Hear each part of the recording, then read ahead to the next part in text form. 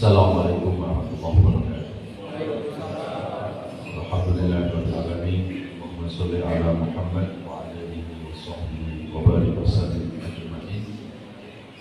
Rabbi zidna ilma wa alhiqna bis-shalihin wa tawaffana muslimin.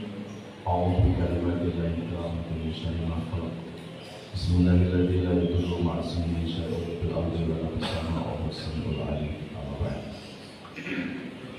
Jamaah salat subuh yang dirahmati Allah, alhamdulillah kita bersyukur kepada Allah.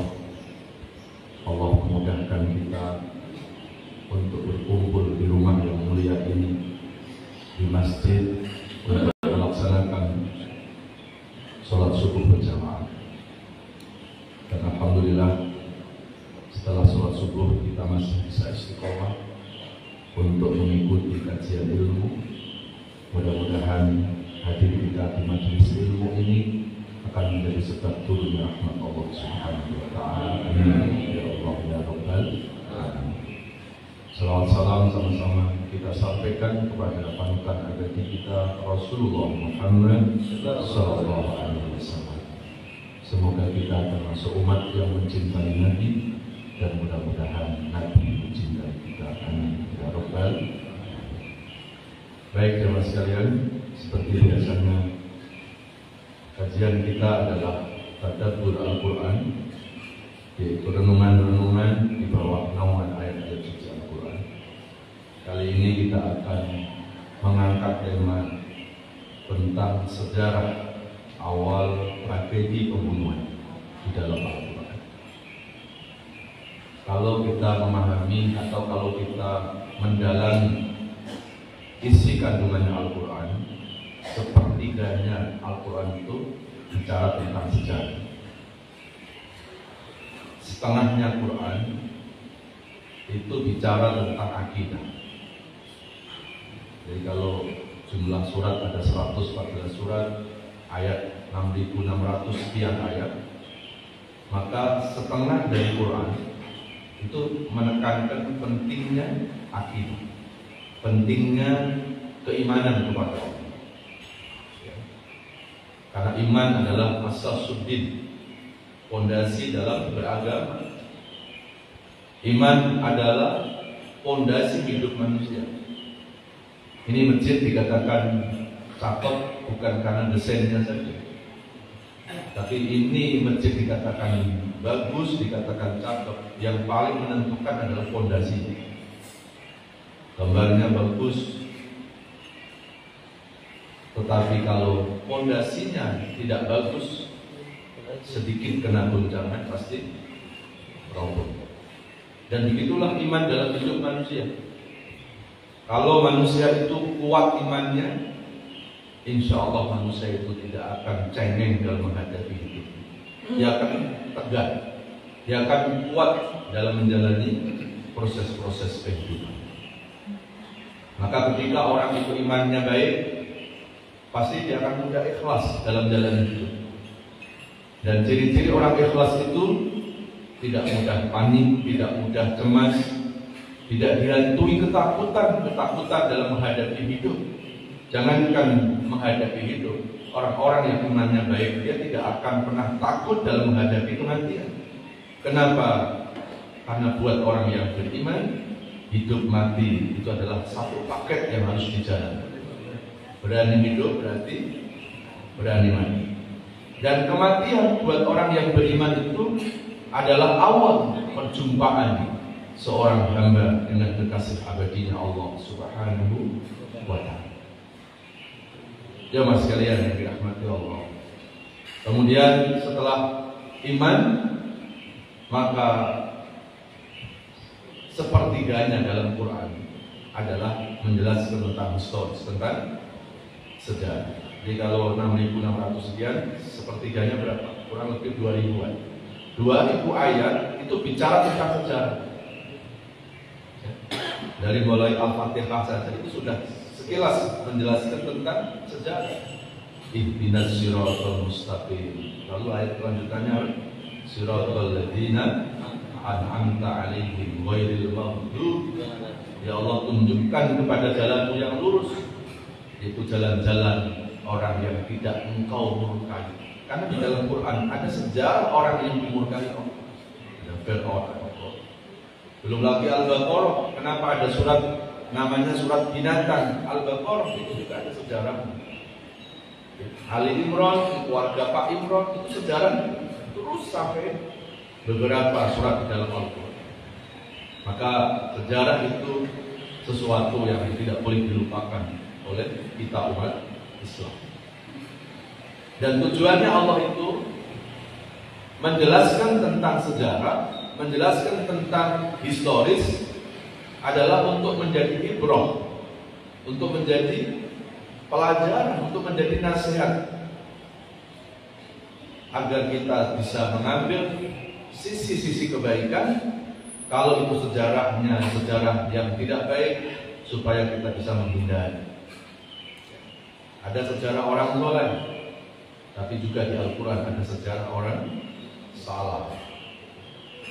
Nah, salah satu sejarah yang direkam oleh Al-Quran adalah tentang awal tragedi pembunuhan manusia.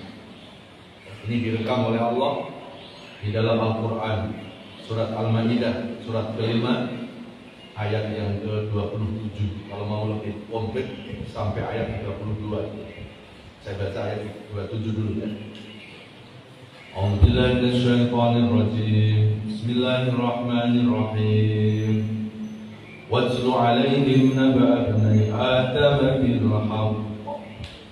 إذ قربا قربانا فتقبل من أحدهما ولم يتقبل من الآخر قال لأقتلنك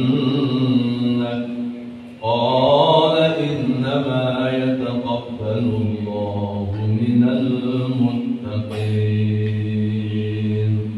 Sadaqallahul Azim. Dan ceritakanlah Muhammad yang sebenarnya kepada mereka tentang kisah kedua putra Adam ketika keduanya mempersembahkan kurban.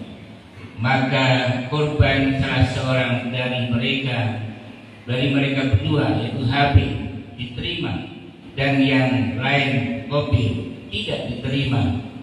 Dia Qabil berkata, "Sungguh aku pasti membunuhmu." Dia Habil berkata, "Sesungguhnya Allah hanya menerima amal dari orang yang bertakwa." Sadaqallahul Azim. Maha benar Allah atas segala firman-Nya.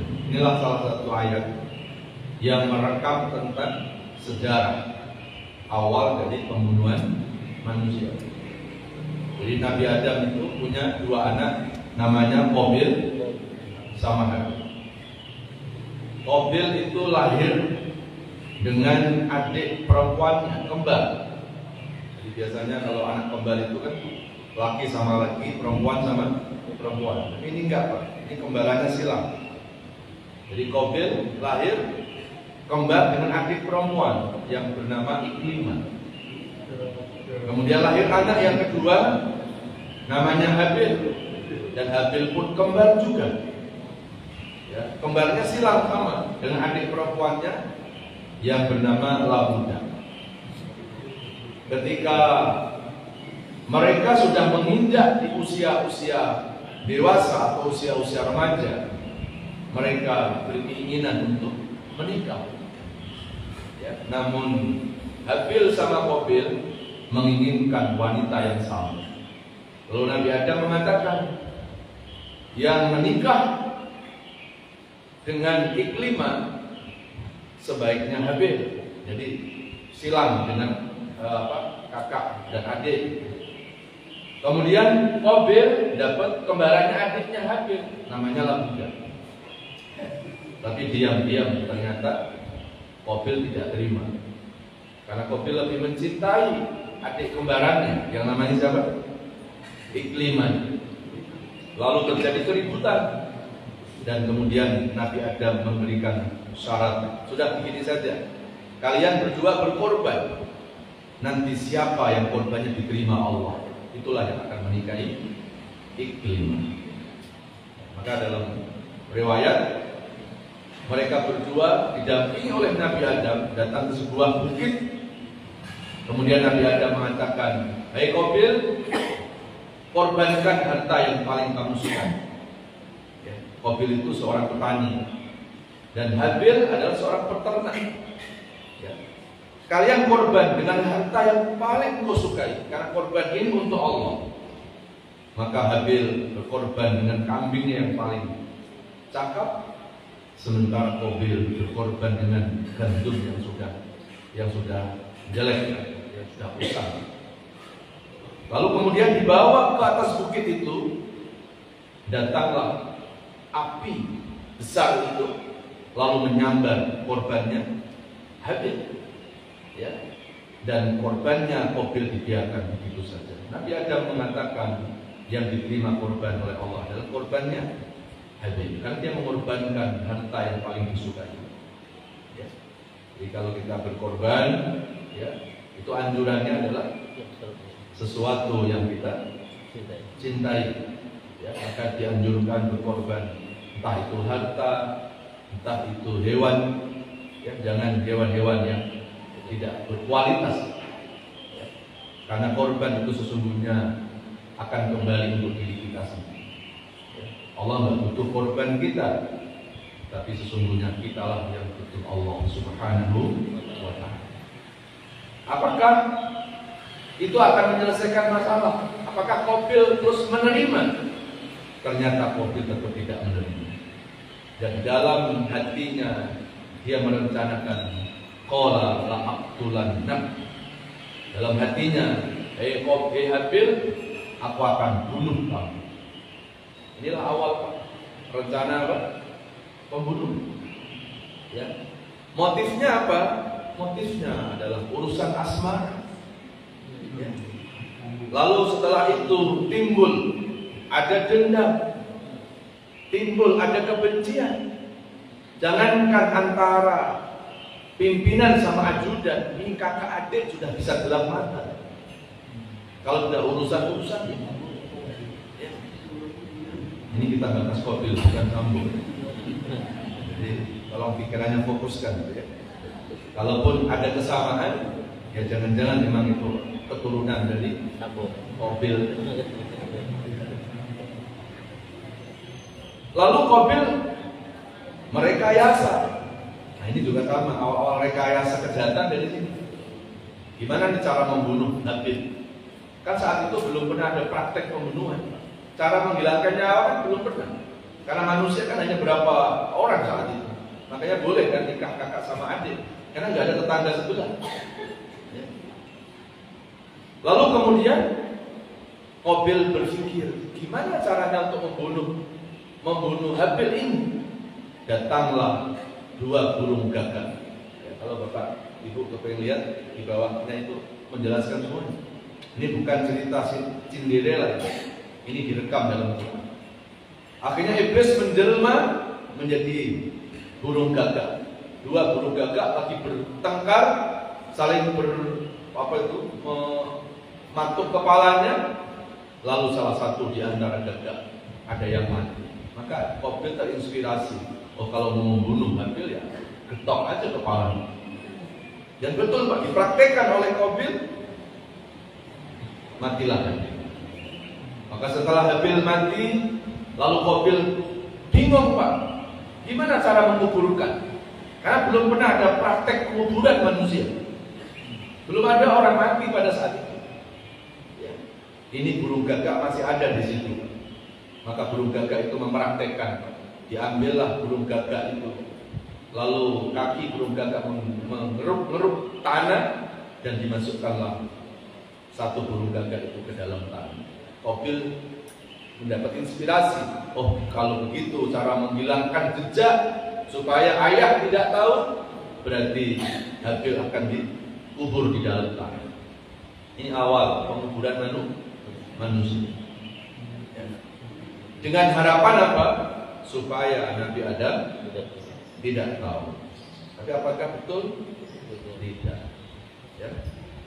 Ini Allah jelaskan dalam surat Al-Baqarah, surat kedua ayat 72.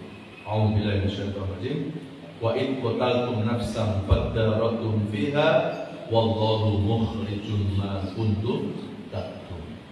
Ya, Al-Baqarah surat kedua ayat 70.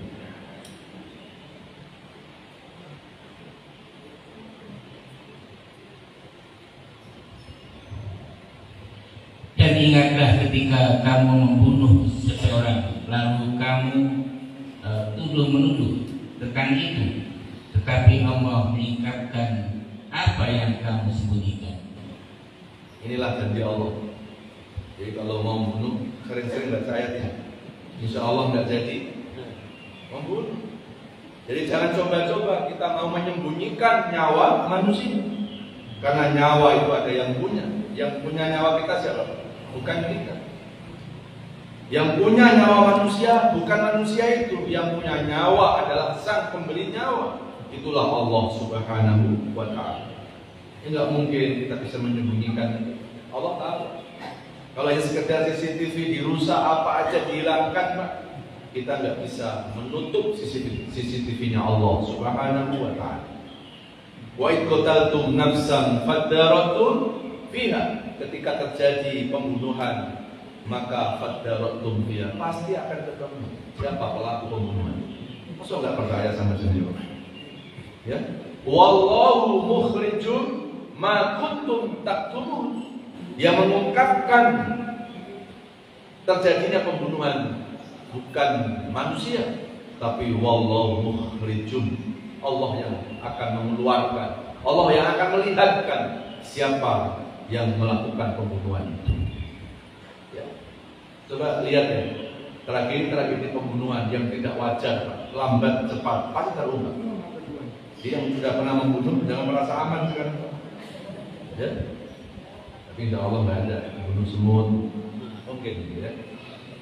Ya jangan pernah merasa aman. Kalau nggak ketahuan di dunia, tetap akan dilihatkan oleh Allah di akhirat. Dan nanti orang-orang yang dibunuh, Pak, akan didatangkan oleh Allah, akan datang kepada yang membunuh, dan dia menuntut nyawanya. Mana nyawamu yang kamu ambil paksa? Bisa nggak kita ngasih nyawa? Nyawa itu milik Allah, dan nggak mungkin Allah itu membiarkan nyawa diambil begitu saja. Allah itu merawat kehidupan manusia dengan serius, ya, dari mulai awal manusia masih menjadi sperma, Allah rawat, kemudian menjadi apa? Segumpal darah. Setelah itu Allah rawat lagi menjadi segumpal daging. Setelah sudah segumpal daging, kemudian Allah balut dengan tulang belulang. Setelah itu Allah katakan kun fayakun, jadilah manusia. Allah tiupkan ruh, Allah bentuk fisiknya dengan sedemikian rupa. Allah jamin kehidupan manusia. Lalu ini ada orang yang menganggap murah harga nyawa manusia. Allah marah, Allah murka. Ya, jemaah sekalian yang dirahmati Allah Subhanahu wa ta'ala, maka yang berat untuk mengambil nyawa itu hakikatnya hanya Allah saja. Enggak boleh manusia itu mengambil paksa nyawa manusia. Ya, coba kita lihat lagi ya, di Al-Quran surat Al-Maidah surat kelima ayat 32. A'udzubillahi minasyaitonir rajim. Bismillahirrahmanirrahim. Annahu man qatala nafsan bi ghairi nafsin aw fasadin fil ard faka'annama qatala an-nasa jami'an wa man ahya an-nas faka'annama ahya an-nasa jami'an. Ya, sampai akhir ayat silakan. Al-Maidah Surat Al-Maidah ayat 32. Ya. Oleh karena itu, kami tetapkan suatu hukum bagi Bani Israel, bahwa barang siapa membunuh seseorang bukan karena orang itu membunuh orang lain, atau bukan karena berbuat kerusakan di bumi, maka seakan-akan dia telah membunuh semua manusia. Barang siapa memelihara kehidupan seseorang manusia, maka seakan-akan dia telah memelihara kehidupan semua manusia. Sesungguhnya Rasul kami telah datang kepada mereka dengan membawa keterangan-keterangan yang jelas, tetapi kemudian banyak di antara mereka setelah itu melampaui batas di bumi. Sudah coba direnungi surat Al-Maidah ayat 32 ada. Man qatalan nas, barang siapa membunuh satu nyawa manusia tanpa ada alasan yang dibenarkan oleh agama. Ya. Memang ada alasan yang dibolehkan oleh agama, boleh, ada. Yaitu pertama, membunuh dalam peperangan. Itu boleh. Terjadi perang, kita berhadapan dengan musuh. Kenapa kita boleh membunuh musuh? Karena kalau kita nggak bunuh musuh itu yang akan membunuh kita. Maka ketika kita membunuh musuh itu bukan karena kedoliman, tapi karena untuk menjaga, untuk membela diri kita, untuk menjaga nyawa kita. Ya, itu nggak masalah. Ya. Terus apa lagi? Melaksanakan tugas dari keputusan pengadilan. Para eksekutor itu Pak, melaksanakan hukum kisos, melaksanakan hukum mati, itu nggak dosa mereka, karena mereka menjalankan tugas. Ya. Tetapi kalau tidak ada alasan-alasan seperti itu, hanya karena faktor-faktor sepele, hanya faktor-faktor dendam, hanya faktor karena kebencian, maka satu orang dibunuh, dosanya seperti berapa tadi? Sama dengan dosanya membunuh seluruh manusia di dunia. Quran. Manusia hari ini Pak, manusia dari sejak Nabi Adam sampai nanti hari kiamat. Ya. Dan waman ahyan nas faka'annama ahyan nasa jami'a, barang siapa yang menghidupi satu nyawa manusia, maka seperti dia menghidupi seluruh manusia di dunia. Ya. Ada orang dalam kesulitan, terus kita hidupi ekonominya, itu termasuk menghidupi kesejahteraannya. Ya, seorang dokter dia berusaha untuk menolong pasiennya Pak. Ya, padahal dia sendiri takut untuk berdekatan dengan pasien, apalagi waktu itu ada COVID lagi, ganas-ganasnya.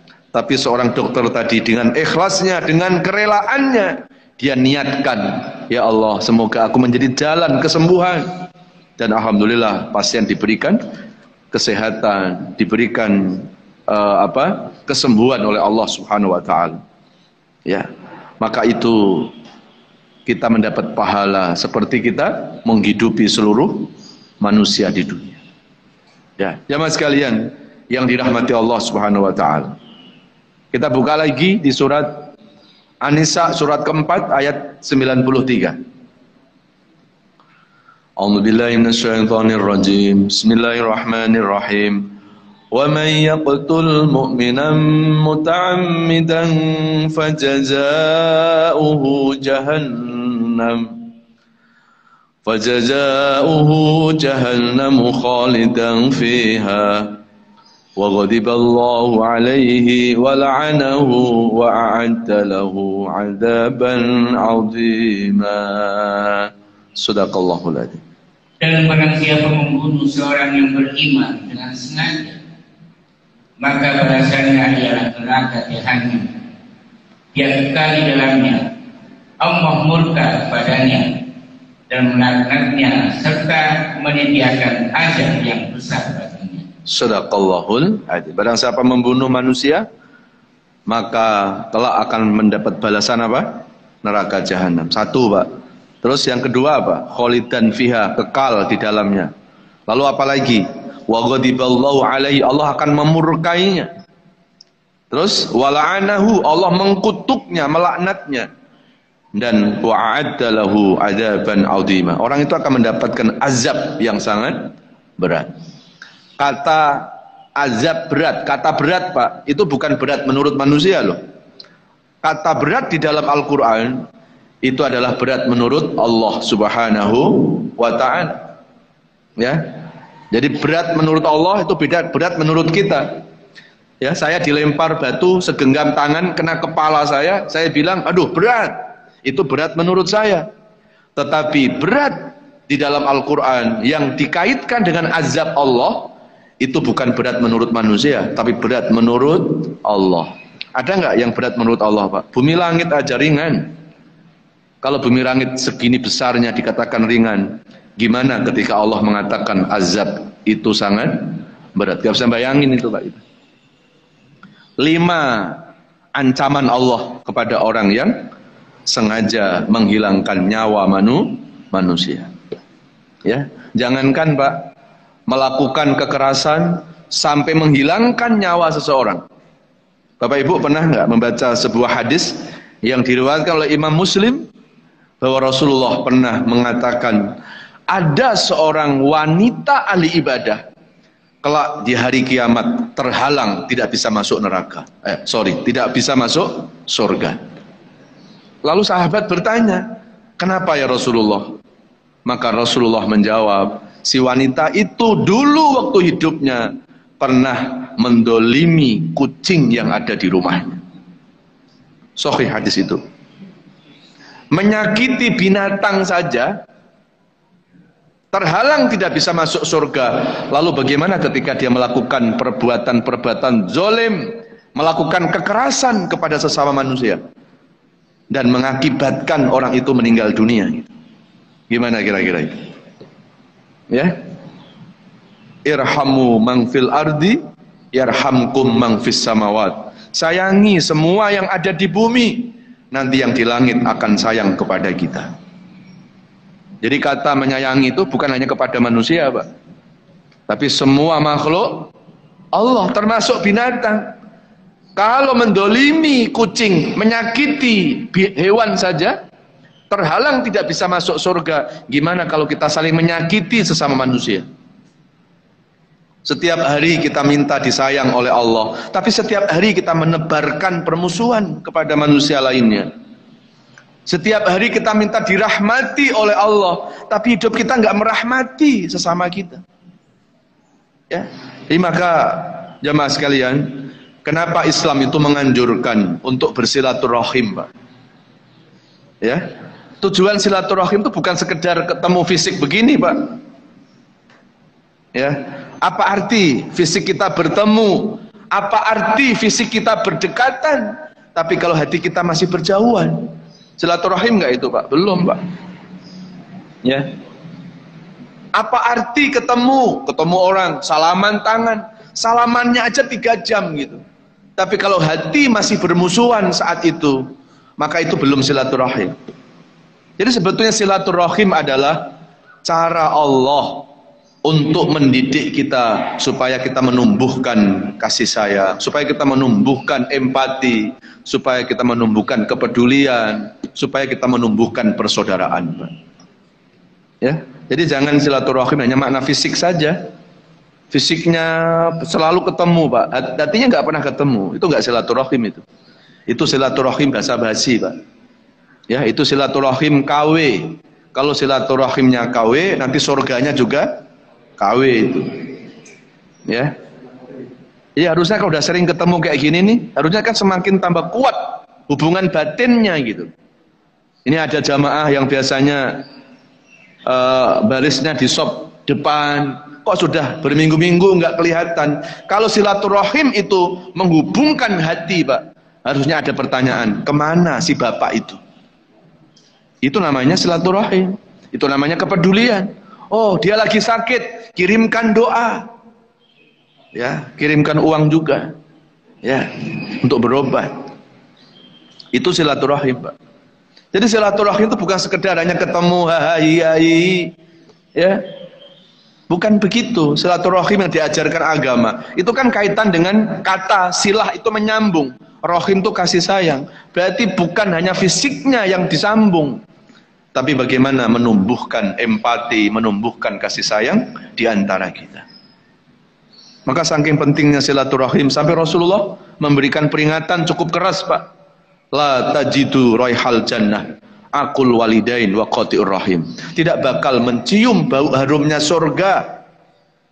Siapa mereka itu? Aqul walidain, anak yang durhaka sama orang tua, dan qati'ur rahim, yang memutuskan tali silaturahimnya. Hari ini kepengen masuk surga, tetapi nggak baik sama tetangga. Dan orang nggak merasa itu dosa gitu. Pede aja, ya penting aku sholat, ya penting aku ngaji. Habis sholat langsung punya perasaan, kayaknya udah pantas aku masuk surga. Ya, jadi orang itu lebih takut ninggalin sholat, takut disiksa, tapi nggak takut ninggalin silaturahimnya. Ini kan perlu diluruskan, Pak. Ya, yang membuat kita nggak bisa masuk surga itu nggak cuma ninggalin sholat, tetapi meninggalkan silaturahim itu juga berakibat kita nggak bisa mencium bau harumnya surga. Mencium saja nggak, apalagi masuk surga kita. Maka orang yang sholatnya sudah rajin, ngajinya sudah rajin, harusnya baik bertetangganya, Pak. Aneh kalau ada orang sudah rajin ke masjid, ya, rumahnya jauh dari masjid, masjidnya jauh, dia bisa datangin. Kenapa tetangga sebelahnya nggak bisa didatangi rumahnya? Ya, ini harus kita luruskan. Ya, jadi harus kita rubah mindset. Kalau kita takut ninggalin sholat, harusnya sama, Pak. Ya, tapi hari-hari ini nggak tahu tuh cara ngerubahnya gimana itu ya. Kadang-kadang agak berat itu. Udah masuk di apa itu? Di mindset kita. Ada orang disuruh, Mas, nggak usah sholat subuh sekali, berani nggak, Mas? Oh, nggak berani, Pak Ustadz. Kenapa? Saya takut dosa. Begitu ditanya, takut dosa ninggalin sholat subuh sekali? Iya. Lo nggak baik sama tetangga sudah 7 tahun gimana? Itu sih biasa. Ada yang seperti itu, Pak? Berarti ngajinya belum dapat ilmu manfaat itu. Ya? Kalau masih ada yang punya pikiran begitu, ya, berarti kita belum mendapatkan hasil dari pengajian kita ini. Ya, orang yang sudah rajin ke masjid, yang sudah senang ke pengajian, dia pasti akan baik hubungan bermasyarakat. Dia nggak apatis hidupnya. Yang ditiru siapa, Pak? Kita meniru siapa sih dalam agama ini? Yang kita tiru kan Rasulullah. Lihat dong Rasulullah SAW. Rasulullah senang ke masjid, tapi Rasulullah datangin umatnya. Jangankan umatnya, Pak. Ini ada orang yang bukan Islam sakit, Nabi tengok. Padahal yang sakit itu adalah orang yang pernah menyakiti Rasulullah. Terus hari ini kita ngaku umatnya Rasulullah, tapi kita nggak mewarisi akhlak itu. Coba nanti kalau ketemu Rasulullah kita mau bilang apa? Kita mau teriak-teriak, ya Rasulullah, aku nih umatmu. Jangan-jangan Rasul nggak noleh, Pak, nggak nengok. Dan kalaupun Rasulullah nengok, Rasul akan mengatakan, enggak, engkau bukan umatku, karena engkau tidak mewarisi akhlakku. Terus mau ngaku umat siapa kita? Maka orang yang Islamnya baik, pasti orang itu akan baik dalam membangun 2 dimensi dalam hidupnya. Dimensi akidahnya baik, tapi sama tetangganya baik. Dia murah senyum.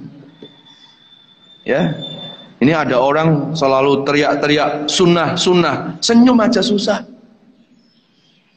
Ya, cobalah Pak, kita mulai praktekkan ya sunnah Rasulullah. Tidak hanya dalam urusan ibadah kepada Allah, tapi bagaimana urusan ibadah terhadap sesama kita. Ali Imran surat 3 112 kan jelas itu. Duribat alaihimud dillatu ainama sukifu illa bihabli minallah wa hablim minannas. Sudah jelas ayatnya itu, Pak. Akan ditimpa kehinaan semua manusia kecuali manusia itu berpegang teguh dengan hablum minallah dan hablum minannas. Ya. Jadi kalau Bapak Ibu takut putus hubungannya dengan Allah, harusnya takut juga kalau kita memutuskan hubungan silaturahim kita. Sama pentingnya itu, Pak. Ya. Bahkan kalau kita buka di surat Ali Imran surat 3 ayat 105, wala takunu kalladzina tafarraqu wakhtalafu mim ba'di ma ja'ahumul bayyinat ulaika lahum adzabun adim. Janganlah kita menjadi orang yang bermusuh-musuhan setelah datang kebenaran. Maka orang yang bermusuh-musuhan, memutuskan persaudaraan, mereka itulah yang mendapatkan azab yang berat. Yang mendatangkan azab gak cuma ninggalin sholat kan, Pak? Ayatnya jelas itu. Lalu kenapa hari ini kita masih merasa gak berdosa kalau kita tidak baik sama tetangga? Ya, lalu kenapa kita gak merasa dosa ketika hidup kita cuek, kita apatis dengan sesama? Ya, Orang yang Islamnya baik, Pak, dia pasti baik hubungan-hubungan bermasyarakatnya. Kerja bakti, dia ikut kerja bakti. Ya. Dan itu adalah akhlak Rasulullah Shallallahu Alaihi Wasallam. Ini ada orang tinggal di sebuah komplek, orang baru tahu siapa yang tinggal di rumah itu kalau ada bendera kuning, Pak. Padahal tinggal sudah bertahun-tahun. Kan banyak kan, Pak? Ya. Jangan sampai yang sudah ke masjid seperti itu, Pak. Kita harus menjadi role model. Nih loh, aku orang yang sudah senang ke masjid. Kalau masjid aja jauh dari rumahku, aku bisa datangi setiap waktu. Maka aku juga harus mendatangi tetangga-tetanggaku. Ya. Jamaah sekalian dirahmati Allah. Baik. Lalu terakhir ya. Dalam ayat-ayat yang saya sampaikan tadi, Pak, betapa Allah itu sangat murka terhadap orang-orang yang menghilangkan nyawa manusia tanpa ada alasan yang benar.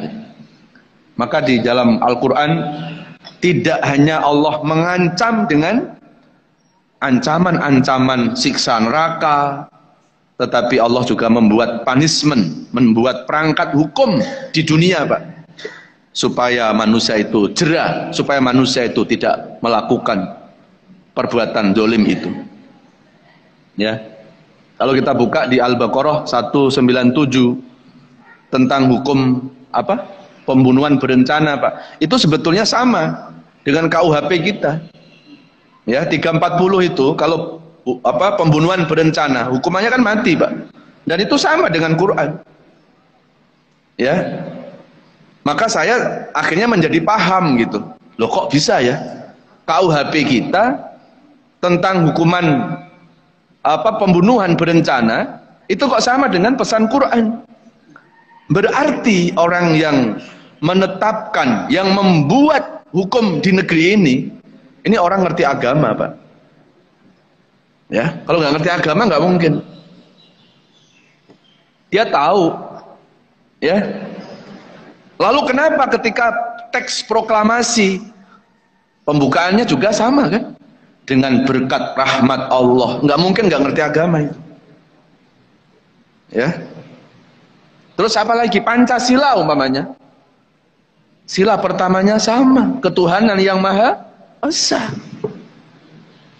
Jadi udah bukan saatnya, Pak, sekarang ini kita membentur-benturkan agama dengan undang-undang kita, dengan apa namanya? Pancasila.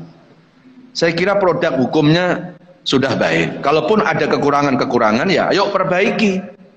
Yang paling penting itu bukan mengamandemen hukumnya, tapi pelaku, penegak hukum itu yang harus diperbaiki dulu, Pak. Mau hukumnya dibuat, mau diamandemen berapa kali, kalau SDM-nya memang nggak beres, kalau SDM-nya brengsek, Pak, percuma. Coba kita lihat dakwah Rasulullah pertama kali, Pak. Yang dibangun bukan sistem, yang dibangun adalah SDM. Apa itu? Memasukkan keimanan dulu ke dalam hati para sahabat. Maka 13 tahun Rasulullah di dalam kota Mekah itu fokus. Ya ayuhan nas, qulu la ilaha illallah tuflihu. Ucapkan kalimat la ilaha illallah, engkau bakal selamat. Itu pembangun SDM, Pak.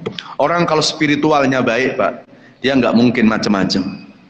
Ini yang jadi masalah. Banyak orang cerdas intelektualnya, tapi nggak cerdas spiritual. Ditempatkan di satu lembaga, nggak bakal beres. Loh, tapi kan dia profesor, tapi kan dia pintar. Nggak menjamin kecerdasan intelektual itu akan bicara tentang kebenaran, Pak. Bicara kebenaran itu moral, bicara kebenaran itu spiritual. Ya. Coba dibuka Al-Baqarah ya. Surat kedua ayat 197 itu. Walakum. Kalau mau lebih lengkap sebetulnya 197, 198, dua ayat itu. Ya. Walakum fil qisasi hayatu ya ulil albab la'allakum tattaqun. Ya. 197. Ya.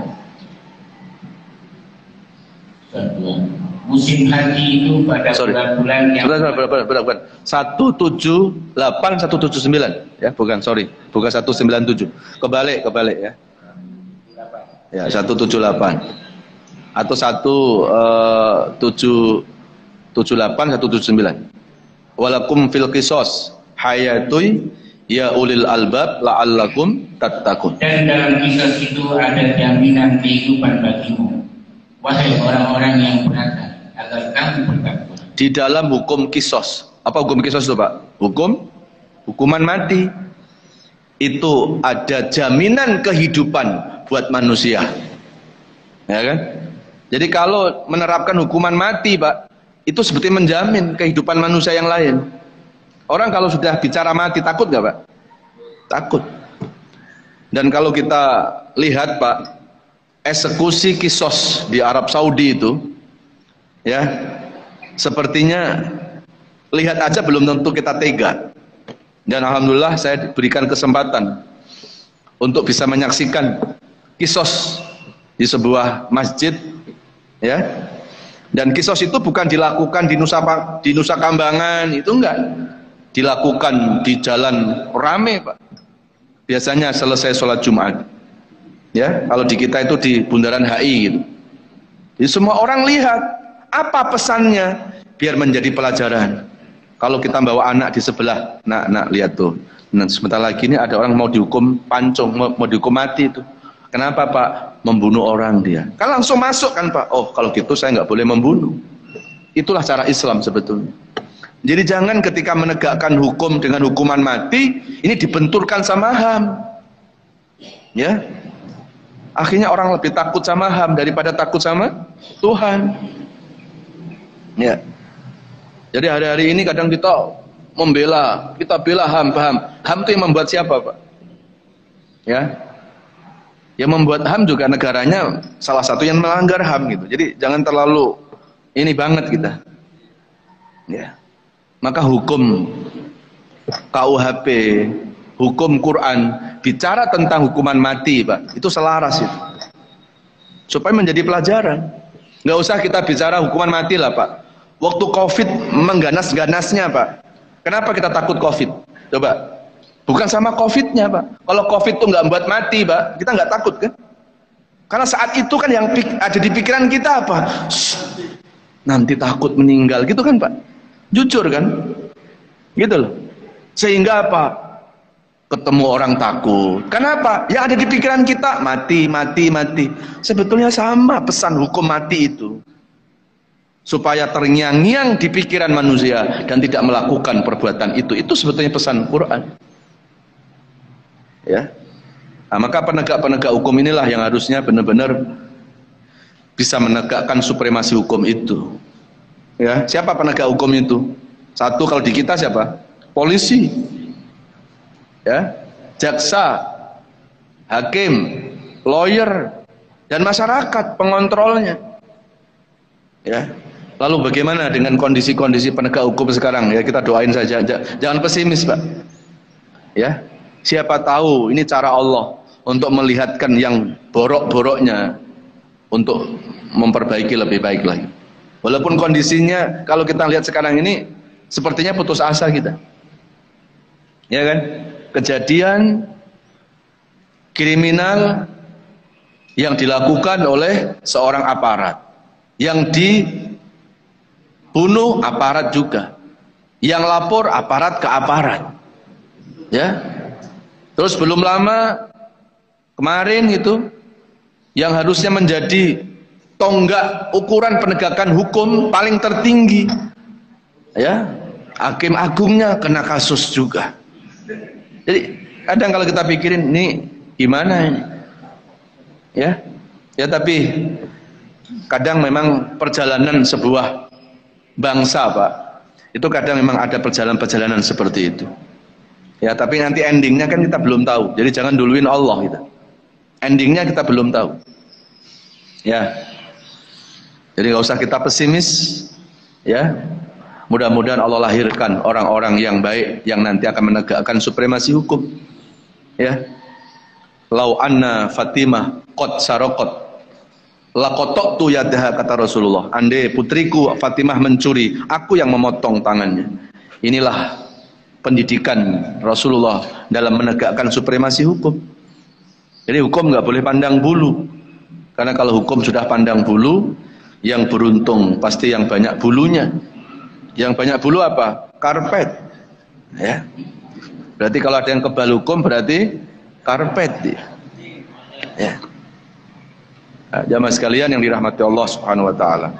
Coba terakhir untuk menutup kajian kita buka surat An-Nisa surat keempat ayat 58. Innallaha ya'murukum an tu'atul amanati ila ahliha wa idza hakamtum bainan nas an ta'dilu bil adl. An-Nisa ayat 58. Sungguh Allah menyuruhmu menyampaikan amanat kepada yang berhak menerimanya, dan apabila kamu menetapkan hukum di antara manusia, hendaknya kamu menetapkannya dengan adil. Sungguh Allah sebaik-baik yang memberi pengajaran kepadamu. Sungguh Allah Maha Mendengar, Maha Melihat. Shadaqallahul adzim. Semoga apa yang saya sampaikan hari ini ada manfaatnya. Subhanakallahumma wa bihamdika asyhadu an la ilaha illa anta astaghfiruka wa atubu ilaik. A'udzu billahi minasyaitonir rajim. Bismillahirrahmanirrahim. Alhamdulillahirabbil alamin. Allahumma shalli ala Muhammad wa ala alihi wa sahbihi wa barik wa sallim ajmain. Allahumma ja'alna min ahlil Qur'an. Allahumma ja'alna wa auladana wa ahlina wa jama'atina min ahlil Qur'an. Ya Allah, jadikan kami semua termasuk ahlul Quran, orang-orang yang pecinta Al-Quran, mampu membacanya, mampu mengkajinya, mampu menghafalkannya, dan juga mampu mengamalkannya, ya Allah. Ya Allah, jadikan Al-Quran yang kami kaji pada subuh ini akan meningkatkan kualitas iman dan takwa kami. Jadikan Al-Quran menjadi penyejuk di hati sanubari kami. Jadikan Al-Quran ini menjadi solusi dalam menyelesaikan persoalan-persoalan hidup ini. Jadikan Al-Quran ini menjadi obat buat seluruh penyakit-penyakit kami, baik penyakit fisik maupun penyakit hati yang susah diobati. Ya Allah, jadikan Al-Quran ini menjadi cahaya penerang dalam kegelapan alam kubur kami nanti. Jadikan Al-Quran ini, ya Allah, menjadi syafaatmu, pertolonganmu di akhirat nanti. Sallallahu ala nabiyyina Muhammad wa ala alihi wasallam. Walhamdulillahirabbil alamin. Subhanakallahumma wa bihamdika asyhadu an la ilaha illa anta astaghfiruka wa atubu ilaik. Mohon maaf lahir batin. Assalamualaikum warahmatullahi wabarakatuh. Waalaikumsalam warahmatullahi wabarakatuh. Saya memberkati para ustaz yang akan menyampaikan pelajarannya pada pagi hari ini terkait masalah awal tragedi pembunuhan dalam Al-Quran. Ustaz, mohon maaf, mungkin saya bertanya. Sudah Pak? Tidak panjang, Ustaz. Saya pakai ada. Saya penasaran ada Ustaz. Ya. Jadi peristiwa Qabil dan membunuh Habil itu kan merupakan pelajaran untuk kita. Itu tadi disampaikan bahwa bagaimana cara membunuh dan bagaimana cara menguburkannya. Yang saya tanyakan Ustaz, apakah Qabil juga terkena hukum pada saat ini? Karena Qabil pada saat itu pelaksanaannya belum ada Al-Quran. Ya. Jadi man dalla ala khairin falahu ajru fa'ilihi wa man dalla ala syarrin falahu ajru fa'ilihi. Barang siapa yang membuat perbuatan baik, maka dia mendapat kebaikannya terus dari kebaikan yang pernah dibuatnya. Barang siapa yang membuat perbuatan dosa dan dosa itu diikuti oleh orang-orang setelahnya, maka dia mendapatkan transferan dosa yang pernah dilakukan. Ini yang buat masjid siapa ini? Walaupun sudah meninggal dunia Pak, masjid masih berdiri. Semua yang beribadah di masjid ini kebaikan dialirkan kepada yang membuat masjid ini. Dan barang siapa yang membuat tempat maksiat, orang sudah mati itu, maksiatnya masih jalan terus Pak, dapat kiriman terus dosanya. Ya, maka jangan kita meninggalkan keburukan-keburukan kita. Ya. Kalau saya kan pada saat Qabil kan belum ada hukumnya. Kenapa? Al-Quran belum turun. Ya, Al-Quran itu bicara, justru Al-Quran itu kan menyempurnakan. Jadi yang dulu-dulu belum ada, disempurnakan di Quran. Kan sebelumnya sudah ada kitab kan, Taurat, Injil, Zabur, ya kan? Nah, kalau tidak disempurnakan di situ, maka Allah turunkan Quran itu untuk menyempurnakan. Jadi kita nggak bicara hukum di masa lalu, Pak. Karena kitab kita bukan kitab dulu, kitab kita Al-Quran. Maka yang ada di Al-Quran itulah yang harus kita yakini kebenarannya. Dalikal kitabul la raiba fihi hudal lil muttaqin. Makanya Al-Quran bukan kitab baru. Al-Quran adalah kitab yang menyempurnakan dari ajaran-ajaran di masa lalu. Ya. Islam bukan agama baru. Islam adalah agama yang menyempurnakan dari ajaran-ajaran di masa lalu. Jadi kita nggak bicara hukum-hukum di masa lalu. Ajaran-ajaran masa lalu itu buat masa lalu.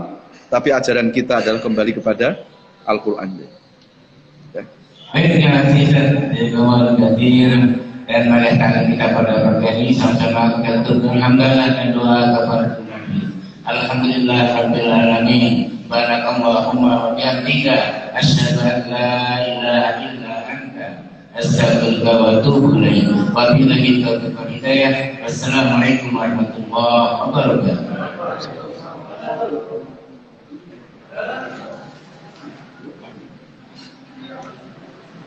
Terima kasih Pak. Ini masuk YouTube Pak. Di YouTube apa di IG? Di tag nama saya Pak. Di tag nama saya biar nanti bisa dibuka. Jadi yang biasanya